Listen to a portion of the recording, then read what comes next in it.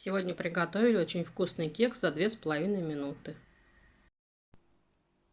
В емкость выкладываем одно куриное яйцо, 3 столовые ложки муки, 2 чайные ложки какао, 3 столовые ложки сахара, немного разрыхлителя, 3 столовые ложки молока. Все размешала вилкой.